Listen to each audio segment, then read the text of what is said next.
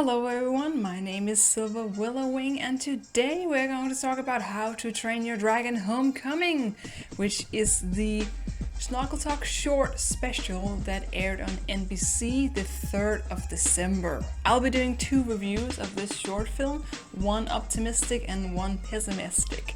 This is the optimistic one.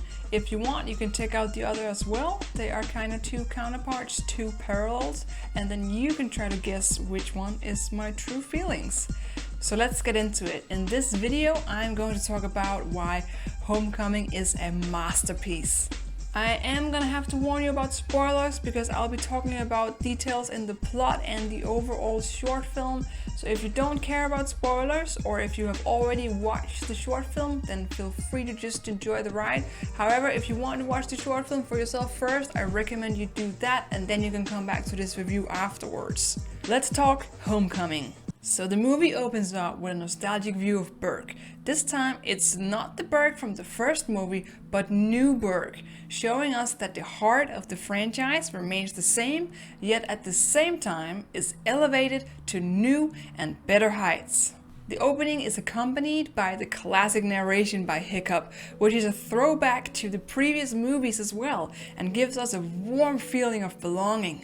The introductions to Hiccup's family is done smoothly as it overlaps perfectly with the narration when we discover he is in fact not talking to the audience, but rather to his son. We soon meet both Astrid and their oldest child, Zephyr, as well, a cozy and very welcoming look into the dynamic of this new family. We are quickly introduced to the thread of the story, a nice way to get us excited right away. Zephyr is a mirrored image of her mother when she was her age, which is extremely fitting since Astrid is her mother after all. The core plot is well established by including the now ancient Book of Dragons, written by Bork the Bold, another nice throwback to the previous movies and TV series as well. Zephyr's concern with dragons makes perfect sense, given how graphic and violent the Book of Dragons is, and a child at her age would be wise to fear the terrifying creatures depicted within the pages. The situation poses a real emotional conflict for both Hiccup and Astrid. They both hold dragons so dear to their hearts. Therefore, to see their child so passionately hating them must be very painful. You can clearly see the concern in both their words and expressions. It's such a relatable conflict since most of the viewers have been along for the same journey Hiccup and Astrid has been on, and we love dragons with all our hearts, making the investment in the story that much stronger. Hiccup is missing Toothless just as much as Toothless misses him. We get a beautiful parallel from New Burke to the Hidden World as we are introduced to a quite different family, a dragon family. Toothless still uses his drawing skills, which is very in character, and even his children have been taught some drawing skills as well. The Light Fury is concerned with Toothless' longing for Hiccup, which is understandable given they now have a family together and responsibilities in the Hidden World.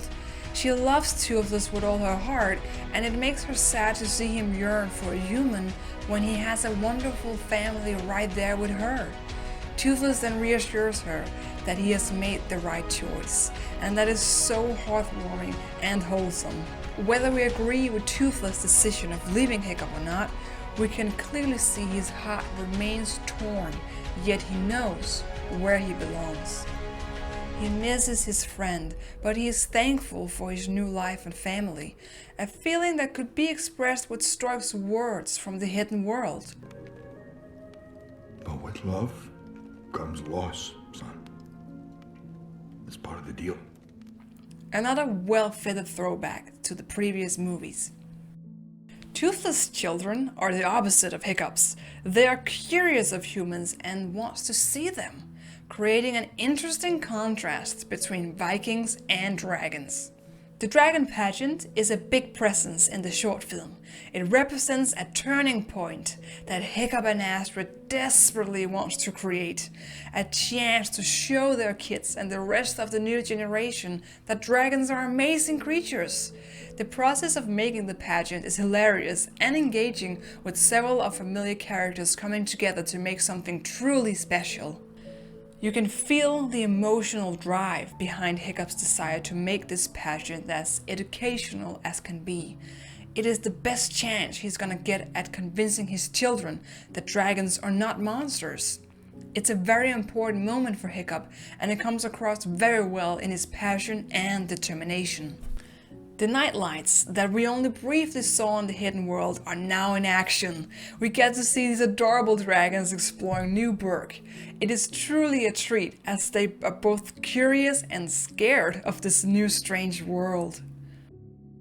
The animation in this short film is stunning and smooth, making the whole experience that much more compelling. Seeing the whole dragon family united at Berg is something we have longed for since the hidden world, and it is true to the title Homecoming. Seeing the dragons watch the pageant alongside the Vikings gives a feeling of unity, that while they may not see each other, the people of Berg and the dragons will always be connected. The climax of the short film is when Zephyr gets to see a dragon for the first time. And not just any dragon, but the king of dragons himself. The fact that she is the only Viking to see Toothless during the pageant makes this moment that much more special, and is a direct throwback to the first time Hiccup saw the Night Fury in the woods. It's an emotional and beautiful scene that once and for all changes Zephyr's opinion on dragons. While Hiccup didn't get to properly interact with Toothless, he sees his friend soaring in the sky, a sight that must be so reassuring after all these years.